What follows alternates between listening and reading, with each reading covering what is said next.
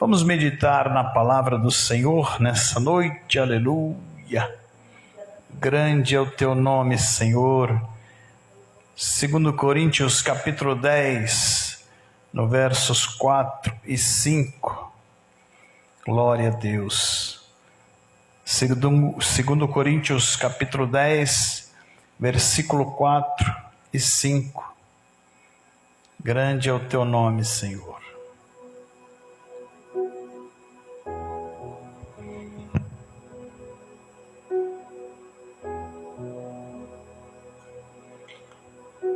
Texto áureo da nossa mensagem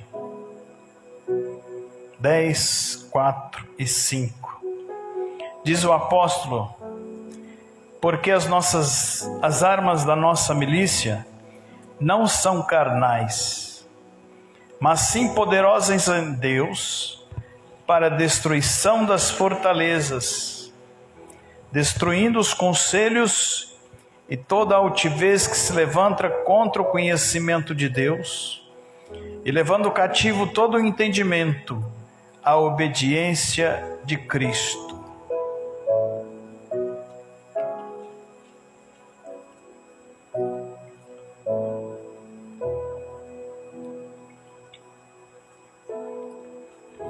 Glória a Deus. Quando nós lemos esse texto, às vezes a gente não entende o que o apóstolo está falando a respeito de levar cativo todo o cativeiro, de fazer aquilo que a palavra está dizendo. E ele fala sobre usar armas. E nós queremos fazer aqui um apanhado de situações diárias que nós vemos no nosso cotidiano sobre o uso de armas para se combater o crime, para se combater as coisas erradas, para se combater o roubo, para se combater o homicídio, para se combater as confusões, as brigas, para se combater os estelionatários, os ladrões, os bandidos. Aqui no nosso dia a dia, nós vemos quando um soldado, ele se prepara para isso, ele vem primeiramente uniformizado, ele coloca o fardamento, ele coloca a proteção contra os tiros que possam acontecer, contra as facadas que podem acontecer, contra as coisas que poderão vir contra ele. E ele também vai armado para esse tipo de combate. Ele usa um colete à prova de balas, ele usa uma arma no coldre, na cintura, ele usa um rádio transmissor, ele usa um armamento elétrico chamado taser, ele usa um escudo para se proteger. Então ele vai preparado para essa batalha, porque ele sabe que do outro lado os adversários também estão preparados. Eles estão a fim de matar ou morrer, se necessário for, para alcançar os seus objetivos. Só que os seus objetivos são errados perante a lei. Os seus objetivos são de prejudicar a vida de outras pessoas. E isso faz com que haja uma grande guerra. E nessa guerra, na verdade, não há vencedores e não há vencidos. Porque o policial, a autoridade, ela está fazendo o seu trabalho. E quem está fazendo errado é o transgressor. Então, quando o apóstolo chega e fala assim: olha, as nossas armas não são material, as nossas armas não são um revólver, uma metralhadora, não. As nossas armas são espirituais. Por que espirituais? Porque nós não lutamos contra nenhuma carne e nem contra nenhum sangue.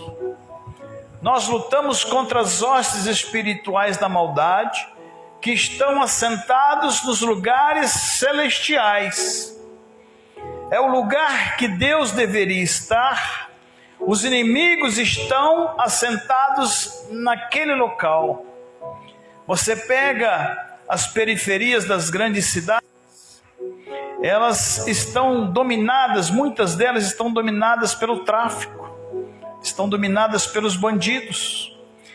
Por quê? Porque os políticos não estão preocupados em levar o bem-estar às comunidades. Eles não estão preocupados em cuidar das pessoas. Eles só querem o voto delas. E quando eles têm o voto delas, eles simplesmente vão para o seu palácio, vai para a sua residência, vai para o seu bem-estar. O salário dele é muito bom. E dane-se a periferia. Dane-se as pessoas que precisam do Estado. Porque quem tem dinheiro nem se preocupa com isso.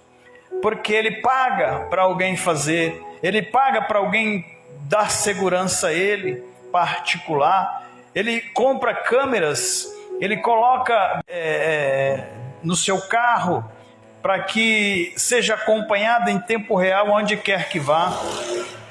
Então, quem tem dinheiro se vira, mas quem não tem, precisa das autoridades. Mas aqui Paulo, ele está falando de algo muito maior, muito grande. Por que ele chega e fala à igreja de Coríntios, servindo para nós hoje, sobre as armas espirituais? Porque Paulo, durante toda a sua trajetória como ser humano, ele passou por todos os períodos que se teria que passar. Paulo, ele nasce de uma família classe média para boa. E ele, naquele tempo, ele consegue uma cidadania que poucos conseguiam, que era ser romano. Todos sabemos que o romano durou mais de 1000 anos e ele conquistou a parte daquele mundo. Uma grande parte daquele mundo foi dominado pelo Império Romano. Então Paulo cresce entre a burguesia, Paulo cresce entre as pessoas de situação social boa, e ele não conhece muita coisa na base da necessidade. Aí ele vai para a escola, ele começa a estudar, se torna um homem eloquente, um homem educado, se torna um homem aculturado. Ele começa a falar mais de uma língua. Ele já não falava somente o latim, mas ele falava a língua dos judeus. E ele certamente conseguiria se comunicar com outras pessoas estrangeiras da forma mais fácil possível. Porque se nós considerarmos e fôssemos chamar as aventuras de Paulo, elas foram totalmente sofridas, mas ele viajou muito mais do que qualquer um de nós possamos viajar nos dias de hoje. Aquela região, ninguém tinha um avião a jato para levar de um lado para o outro, ninguém tinha um carro, ninguém tinha um ônibus, ninguém tinha nada do que nós temos de conforto hoje. Não se tinha internet, não se tinha telefone para você falar à distância. Era muito difícil se pregar naquele tempo e ser itinerante, e ser um missionário. Mas ele viajou muito mais, e ele conheceu lugares, ele conheceu pessoas, ele conheceu autoridades, ele conheceu todo tipo de gente. E quando ele entra para a escola de teologia, porque ele quer aprender sobre Deus, ele quer aprender sobre as coisas do Espírito, ele quer aprender sobre as coisas do céu. Então ele entra para a escola de teologia, e o seu mestre o ensina muito bem. Por quê? Porque era um homem ponderado, era um homem equilibrado. Então tudo que ele pega da lei mosaica, os ensinamentos, o Pentateuco, ele esmiuça e passa para Paulo. E dentro dessa escola de teologia, ele aprende tudo que diz respeito à lei mosaica. Todos os 10 mandamentos e as 513 leis, Paulo sabia de cor. Por isso que quando nós vemos a história dele no início, ali no livro de Atos, no comecinho do livro de Atos, a Bíblia diz que ele pede cartas de autorização para as autoridades às quais ele servia, para ir até um outro país chamado Síria, a uma outra cidade daquele país chamada Damasco, para prender e, se fosse necessário, matar os crentes, matar os cristãos que estavam pregando, segundo ele, um outro evangelho, uma outra palavra, uma outra doutrina, e que estava totalmente errado, porque eles falavam de um Messias que já havia vindo, sendo que Israel ainda esperava o Messias. E a Bíblia diz que quando o Messias veio, eles não o reconheceram. Poucas pessoas testemunharam, mas a grande maioria, os principais, os catedráticos, os fariseus, os sacerdotes, os saduceus que atuavam no templo, os levitas, as autoridades, o rei Herodes, os governadores daquelas províncias, o povo de Israel praticamente não reconheceu quando o Messias veio. Porque esse Messias, ele veio na forma de uma criança, e quando ele começa a crescer e cumprir o seu ministério aos 30 anos, ele vem operando sinais, prodígios e maravilhas diretamente do céu. E houve ocasião em que o chamaram de Beelzebul, dizendo que ele expulsava os demônios pelo dedo dos demônios. Quer dizer, havia um combinado, havia um conluio, de que ele não era do céu, mas ele vinha direto do inferno. E Jesus mostra para eles que ele veio de Deus, porque quando ele vai à morte de cruz, quando ele entrega a sua vida, ele diz ao Pai: Pai, perdoa-lhes, porque eles não sabem o que estão fazendo. Porque se soubessem, não haveriam matado o Filho de Deus. Se soubessem, não haveriam crucificado o Filho de Deus. Não haveriam prendido o Filho de Deus. Não haveriam feito mal ao Filho de Deus, mas o teria recebido como o Rei dos Judeus.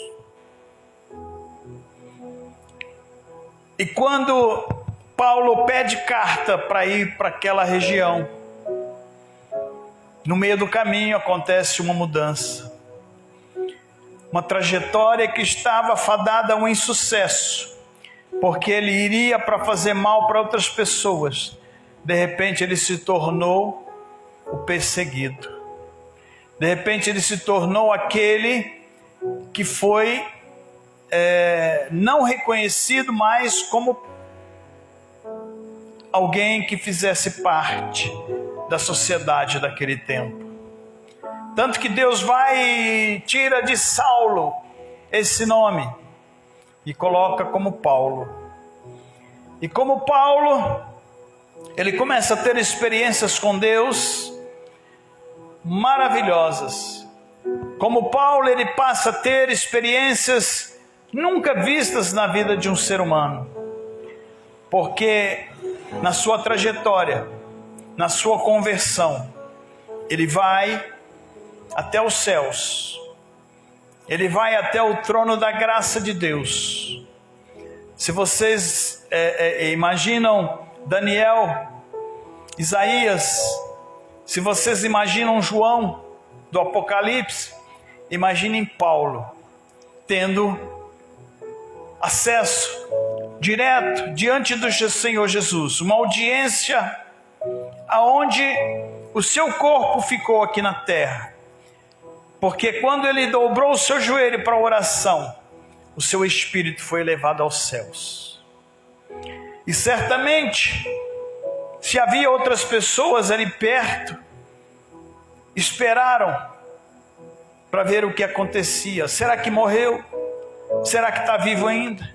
Não, mas o corpo dele ainda está quente, ele respira ainda, mas parece que ele está num sono profundo, ele está num êxtase. Mal sabiam eles que ele estava nos céus, buscando e recebendo a revelação da graça de Deus para os nossos dias. Então ele chega para você hoje, ele chega para mim hoje, ele chega para nós hoje e diz: as armas que nós usamos hoje não são carnais, mas sim espirituais. Mas sim a revelação do Espírito da graça a todos vocês.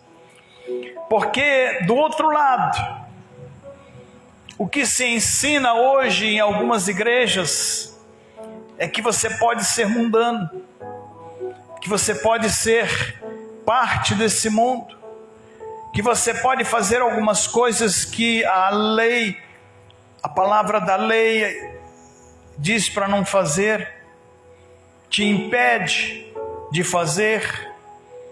Mas para alguns liberais, eles estão fazendo e estão buscando a Deus, estão indo à igreja como se fosse algo normal.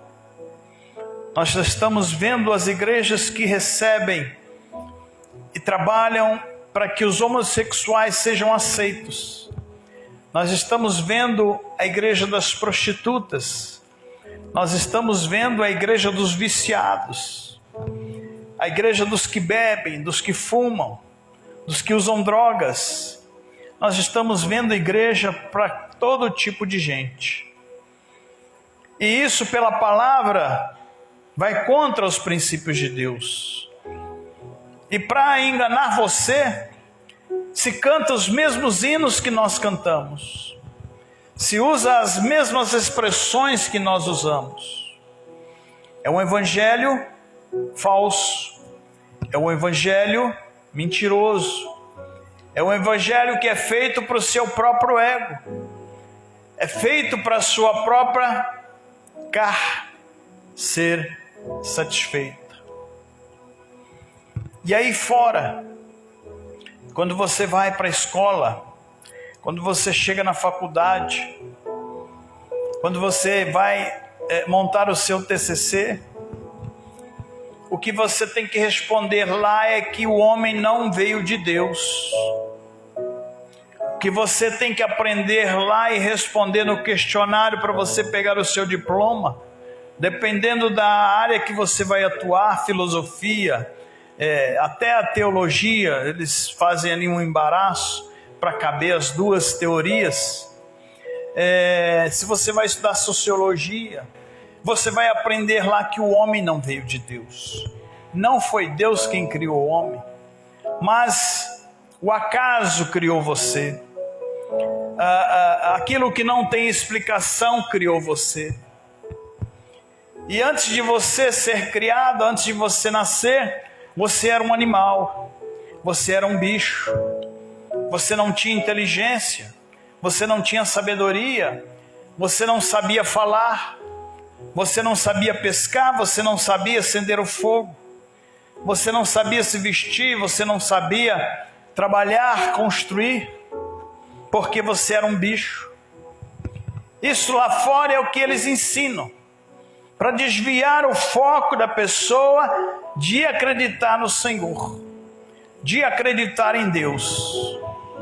Quando as pessoas me veem aqui na internet, no Facebook, no Instagram, no YouTube, onde quer que seja, e eu não digo que eu sou pastor, não digo que eu sou pregador, porque aqui, o que eu falo aqui é o que eles ouvem, é o que eles veem.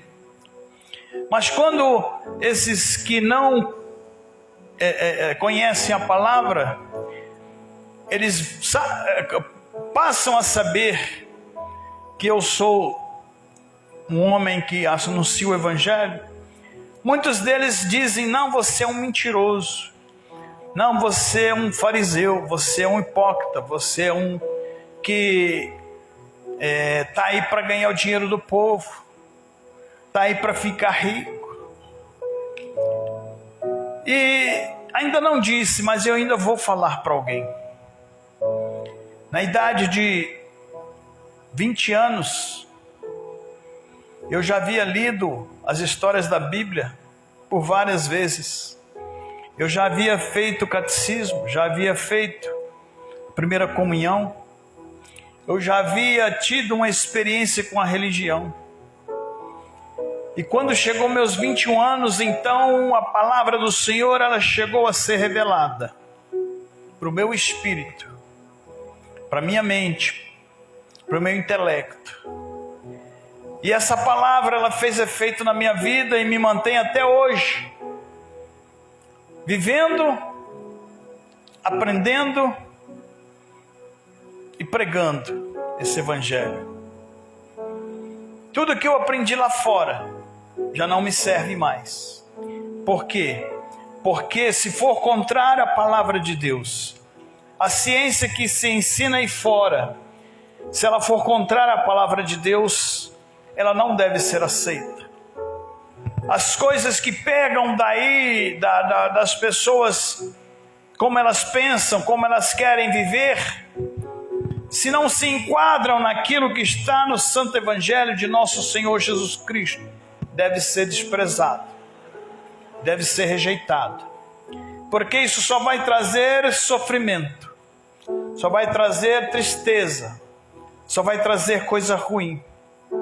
E quando Jesus voltar, porque Ele está prestes a voltar, essas pessoas conhecerão o pior dia das suas vidas. Elas conhecerão aquilo que elas nunca imaginaram ver. Se elas estão achando muitas das vezes que está ruim aqui, lá vai ser pior.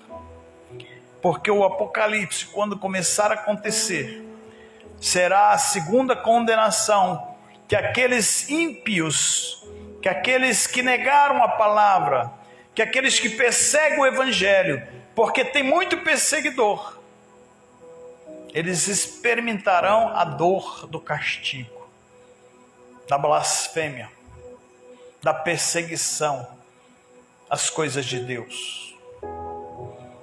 Paulo, ele fala, nós temos que trazer as pessoas a Cristo. Nós temos que trazer as pessoas para a palavra. Nós temos que tirá-la desse mundinho, desse sofrimento, dessa ignorância.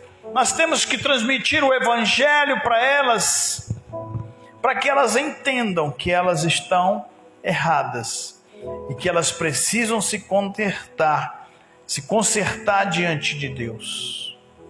Precisam servir ao Senhor, precisam obedecer a palavra. Alguém ontem me perguntou, o pecado para mim é o exagero das coisas. Mas aí você cita, não, o pecado é aquilo que desagrada a Deus. Ali no livro de Gálatas fala sobre as obras da carne e os frutos do Espírito. Tudo que você praticar e que for obras da carne, para Deus não serve. Mas tudo que você fizer que for frutos do Espírito, isso vai fazer você amigo de Deus. Vai fazer de você filho de Deus. Vai fazer de você uma nova pessoa, uma nova criatura. E quando Jesus voltar, ao invés de ser desprezado, você vai ser exaltado.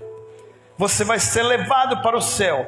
Você vai ser levado para viver com Ele. E para sempre, eternamente, nós estaremos com Ele. Então, se você tem que desprezar as coisas erradas, se você tem que parar de mentir, se você tem que parar de comprar e não pagar, de ser desonesto, se você parar de beber, de fumar, de se drogar, se você parar com as coisas que o mundo oferece, que os bailes da vida oferecem, que as coisas que atraem a vontade da carne, se você parar, você vai viver uma nova experiência com Deus. Se você nesse mês de junho não for à quadrilha, à festa junina, você vai estar se distanciando das coisas do mundo. Porque por mais que pareça ser santo, por mais que pareça ser bonito, existem muitas coisas que levam à destruição. O dia que você deixar de ser idólatra, eu não estou dizendo só de imagem, de escultura, mas é de tudo.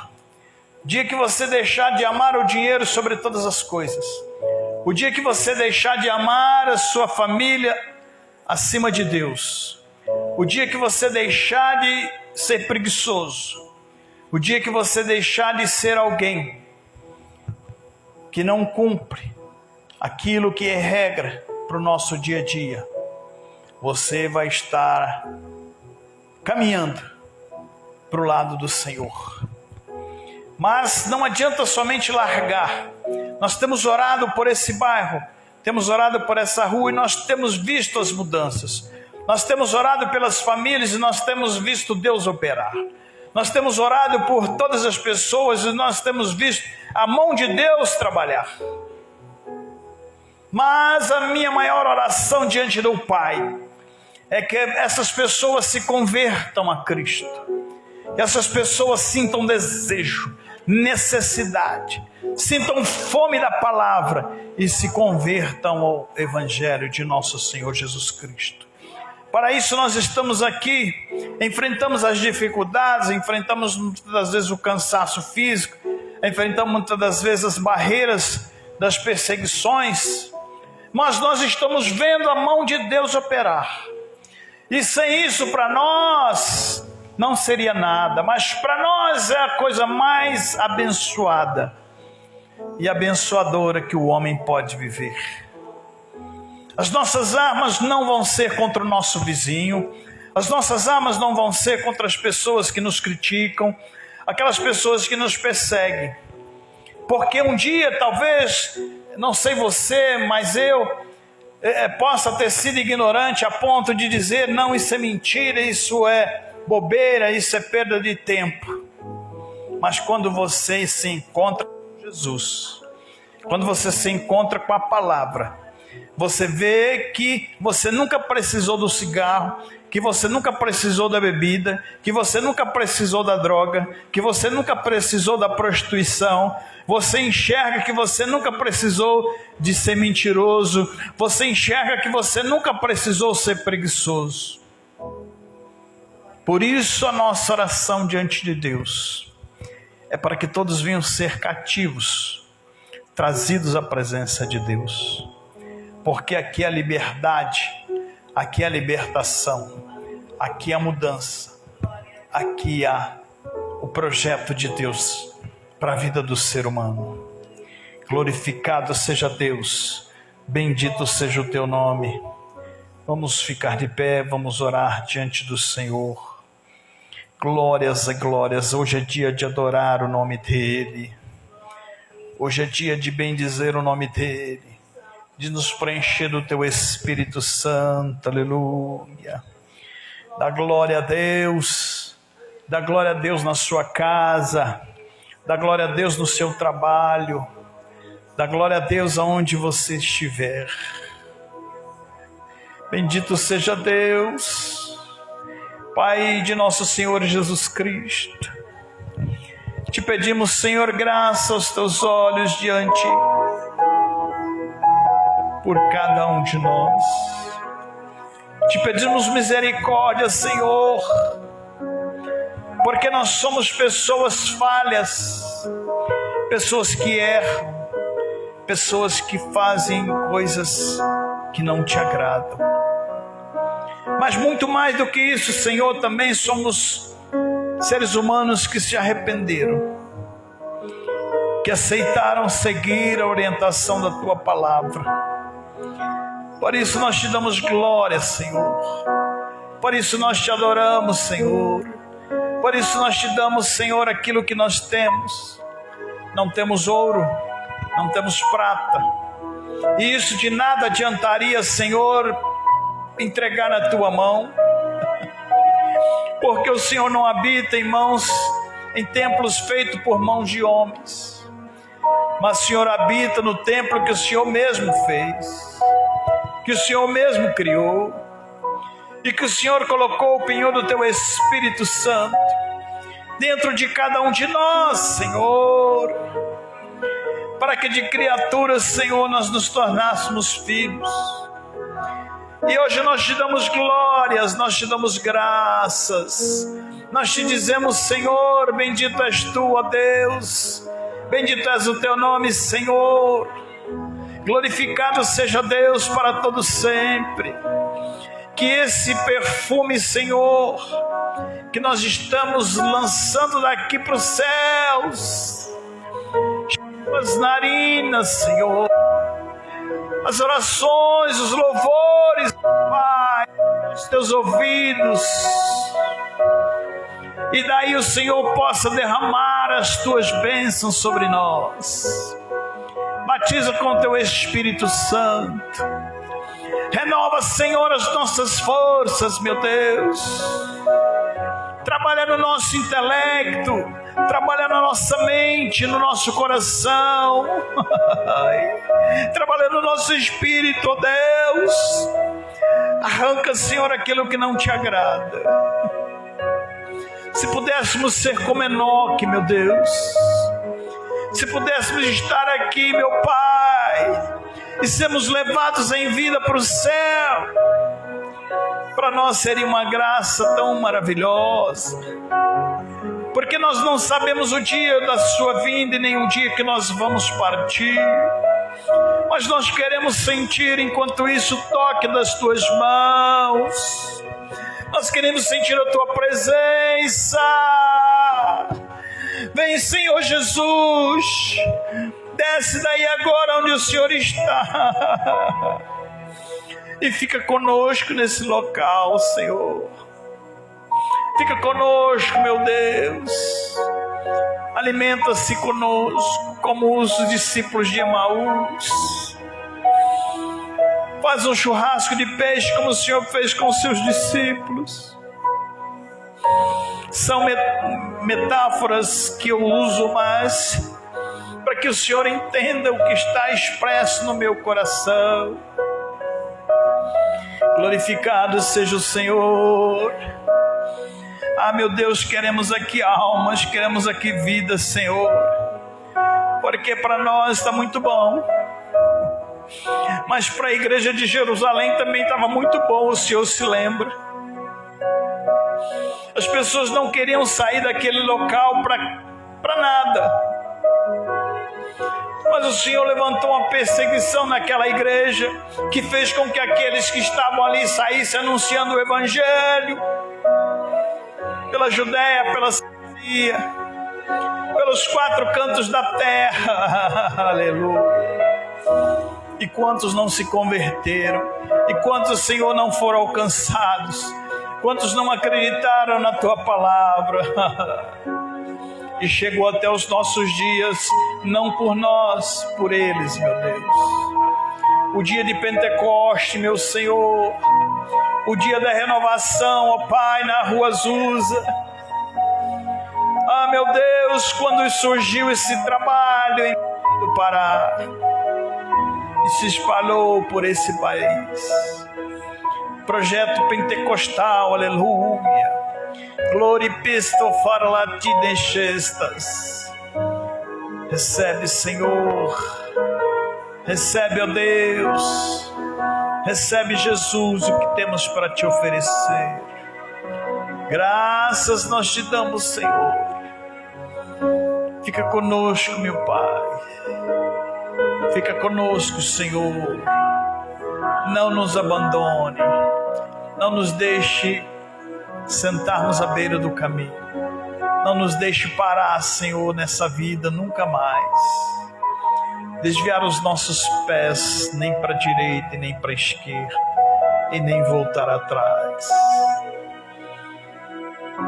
Uma coisa nós fazemos, Senhor, que é esquecendo tudo que ficou para trás, nós nos caminhamos na direção que o Senhor se encontra.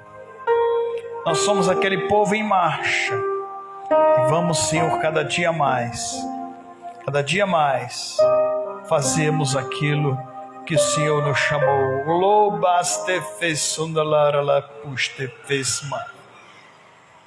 Glórias ao nome de Jesus.